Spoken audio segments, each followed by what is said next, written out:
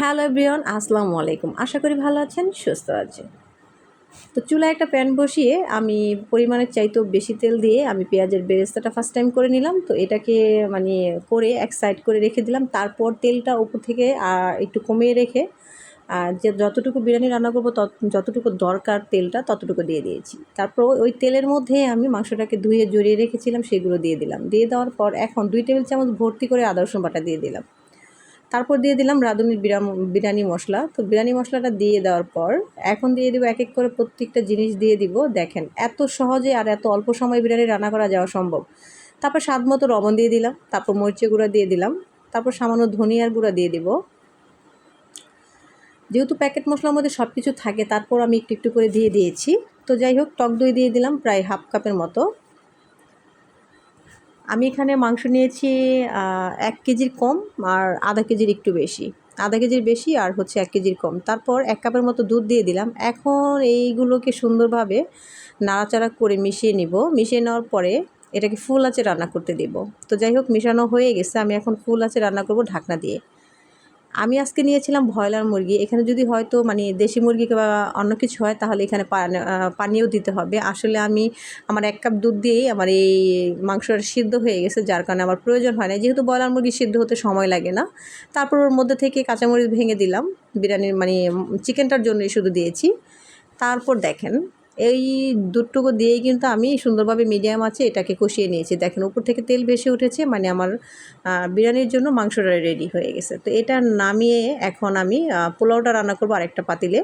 তো প্যান বসিয়ে দিলাম, দেওয়ার পরে এখন সামান্য একটু তেল দিয়ে দিলাম, কারণ যেহেতু বিরিয়ানির উপরে তেল বেশি উঠেছে, বেশি তেল দিলে একটা মাতলা লাগে, অল্প একটু তেল দিলেই সবচেয়ে বেটার হয়। তো এটার মধ্যে আমি 5 থেকে 6 মিনিটের মতো সুন্দরভাবে এটাকে ফুল আঁচে বেজে নিয়েছি। চালগুলো বেজে নেওয়া হয়ে গেলে এখন আমি দিয়ে দিব পানি। এইখানে আমি 2 কাপের মতো চাল নিয়েছি, আমি এখানে 4 কাপ পানি দিব। যতটুকু চাল নিয়েছি তার থেকে ডবল পানি দিব। এতে করে হয় কি, এই পর্যায়ে কিন্তু আপনার পানিটা দেওয়ার পরে ফুল আঁচে রাখতে হবে। রাখলে দেখা গেছে পানিটা শুকিয়ে যাবে সুন্দরভাবে। তো পানি দিয়ে দিলাম 4 কাপের 4 কাপ আর কি। 2 কাপের মতো চাল নিয়েছি, 4 কাপ পানি দিয়েছি। এখন এটাকে ভালোভাবে লবণের সাথে ভালোভাবে মিশিয়ে নিচ্ছি। নেওয়ার পর আমি এখন গুঁড়ো দুধ দিয়ে দেবো। সবসময় আমি গুঁড়া দুধ দিয়ে রান্না করি, বেশিরভাগ লিকুইড দুধটা আমি খুব কম ব্যবহার করি। যেহেতু আমার বাসায় সবসময় অলওয়েজ আমার গুঁড়া দুধটা থাকে, তো সেটা দিয়েই আমি ব্যবহার করি আর কি, পোলাওর মধ্যে বা রোস্টে যে কোনো রান্নার মধ্যে আর কি। তো ঢাকনা দিয়ে এখন এই যে রান্না করে নিলাম ফুল আঁচে। এই যে আঁচটা কিন্তু কমিয়ে রাখা যাবে না, ফুল আঁচেই রান্না করতে হবে। তারপর যখন কি দেখবেন চালের মধ্যে এরকম পানিটা গায়ে গায়ে লেগে গেছে, এতে করে ভাববেন না যে চালটা ফুটে নাই অথচ পানি শুকিয়ে গেছে, না। এখন আমি সুন্দর একটা কাজ করব, সেটা হচ্ছে এই যে চালটাকে আমি বাসে বাসে রাখলাম, এখন মাংসটা দিয়ে দিব। চিকেনটা দিয়ে সুন্দরভাবে গুছিয়ে আমি এখন দমে বসিয়ে দিব। এটাকে দমে বসিয়ে দিলে সুন্দর করে চালটা ফুটে যাবে। তো এই যে দেখেন তেলটা কিন্তু অনেক উঠে গেছে। তারপর আমি এগুলো দিয়ে সুন্দরভাবে ভাজা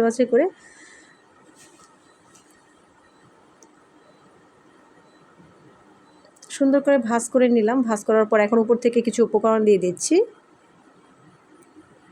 আমি কিন্তু অফ ক্যামেরায় একটু কেওড়া জল দিয়ে দিয়েছিলাম, কেওড়া জলটা দিতে মনে ছিল না, তো অফ ক্যামেরা দিয়ে দিয়েছিলাম। যাই হোক, 4-5টার মতো দিয়ে দিলাম আলু বখরা, আর আদা মুঠোর মতো দিয়ে দিলাম কিশমিশ। কিশমিশটা না দিলে হয়, আমি আর কি দিই, আমার ভালো লাগে খেতে, যখন মুখে কামড়ে পড়ে খুব ভালো লাগে। তারপর পেঁয়াজের বেরেস্তা দিয়ে দিলাম। চিনি দিয়ে মাখিয়ে রেখেছিলাম, ফার্স্ট টাইম যে পেঁয়াজের বেরেস্তাটা করলাম সেটাই কিন্তু চিনি দিয়ে মাখিয়ে রেখেছিলাম, সেটা উপর থেকে দিয়ে দিলাম। আর দিয়ে দিলাম সবচেয়ে পছন্দের একটা জিনিস আমার রান্নার মধ্যে, সেটা হচ্ছে ঘি। তো ঘিটা আমি দিয়ে দিলাম 2 টেবিল চামচ ভর্তি করে। তো এখন ঢাকনা দিয়ে আমি এটাকে দমে বসিয়ে রাখবো। তো কাঁচামরিচটা দিতে ভুলে গিয়েছিলাম, তারপর ঢাকনাটা উঠিয়ে এখন কাঁচামরিচ দিয়ে দিব। তো এই যে কাঁচামরিচ দিয়ে এখন দমে বসিয়ে রাখছি, তখন আমি ঢাকনাটা উঠিয়ে আমি একটু নাড়াচাড়া করে দিয়ে দিচ্ছি, উল্টে পাল্টে দিয়ে দিব। এখন দেখিয়ে দিচ্ছি যে কি সুন্দর পোলাওটা ঝরঝরে হয়েছে, এই যে দেখেন। তারপর চলেন খাবারের টেবিলে দেখি যে কি সুন্দর ঝরঝর হয়েছে। পোলাও কিংবা বিরিয়ানি যে কোনো জিনিসই আমি রান্না করি না কেন, আমার সবসময় আমার হাতে এই পোলাও বিরিয়ানি সবসময় ঝরঝরা হয়, মোরগ পোলাও। তো এই যে আজকে ইফতারের আয়োজন, এটা হচ্ছে আমাদের ইফতারের আজকে বিরিয়ানি করেছি। তো যাই হোক, এখন এইগুলি সব কিছু সাজিয়ে নিয়েছি, গুছিয়ে নিয়েছি, এইগুলি এখন খাবো ইফতারের জন্য।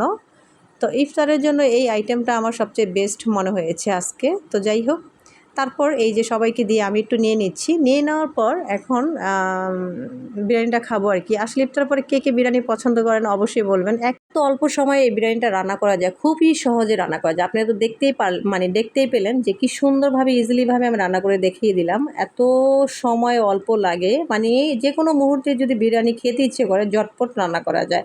আমার বাচ্চাটা বলছিল যে ও বিরিয়ানি খাবে, এটার জন্যই আমার মূলত রান্না করা। আজকে আসলে বিরিয়ানি রান্না করার কোনো প্ল্যান ছিল না। হঠাৎ করেই আমার মেয়ে তো অসুস্থ, ও বলল যে আম্মু আমি বিরিয়ানি খাবো। তো ভাবলাম যে ও অসুস্থ, কয়েকদিন যাবৎ খাবার খেতে পারছে না, একটু মানে রান্না করে দেখি যদি খায় আর কি। তো এই তো ছিল আজকের মতো ভিডিওটা। আল্লাহ হাফেজ।